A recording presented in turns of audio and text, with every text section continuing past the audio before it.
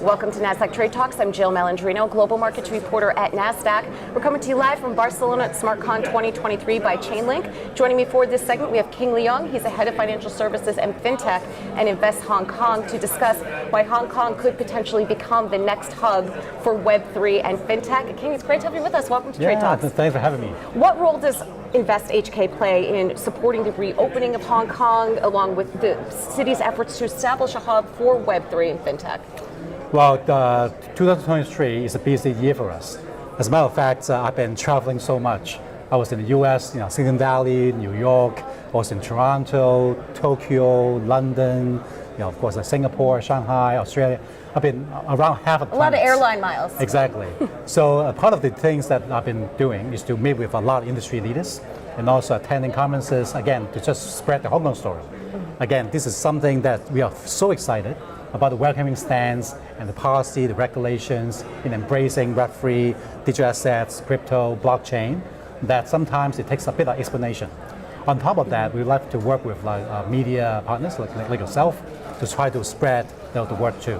What are the most interesting developments that you're witnessing right now when it comes to Web3, particularly as it relates to Hong Kong? Well, first of all, when the industry players got the word that Hong Kong has this really welcoming policy, a lot of them will, of course, check it out. But after they confirm what they've heard, now they put their action in.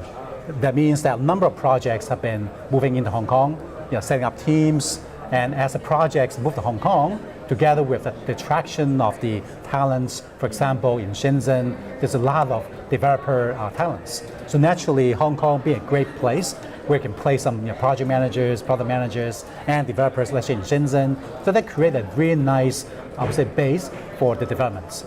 And now that the projects are in Hong Kong, they also attract the funds, the Web3 funds.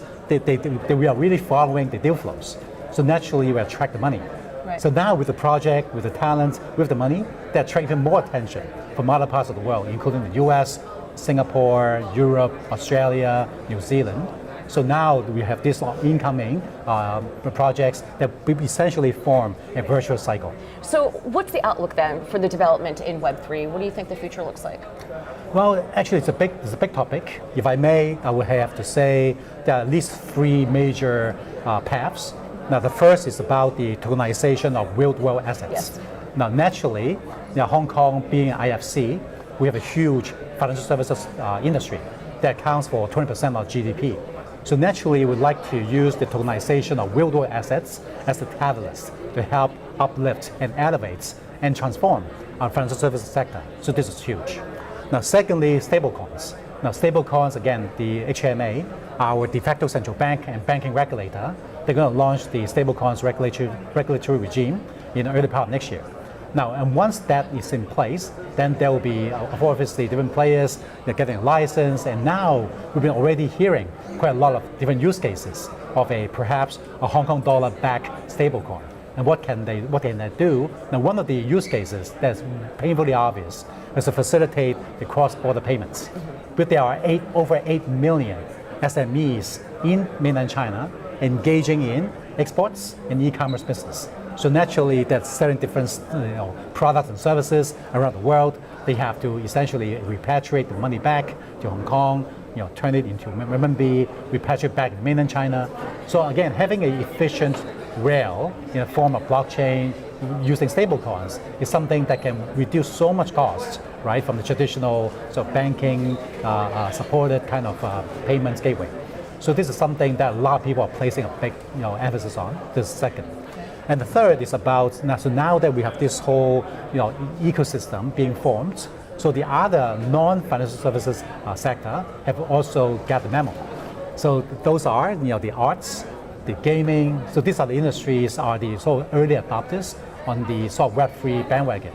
And because Hong Kong has been designated as the international art and cultural center in the China national policy, together with the fact that Hong Kong is actually the second largest art auction market in the world, just behind New York.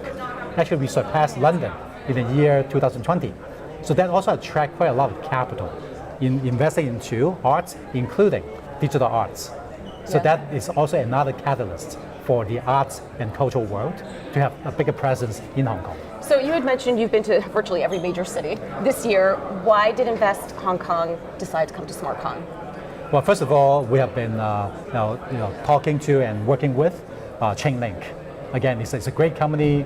We would love the vision, and more specifically, the CCIP, the cross-chain interoperable protocol is something that we like what they do, and that could be the one kind of major infrastructure breakthrough that we are able to connect the different chains.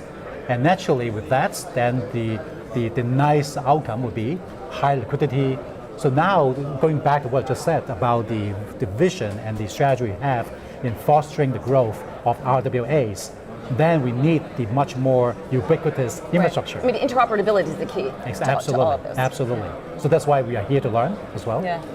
All right, King, it was great to meet with you. Thanks for joining us on Trade Talks. Yeah, and thanks you. for joining me. I'm Jill Malandrino, Global Markets Reporter at Nasdaq.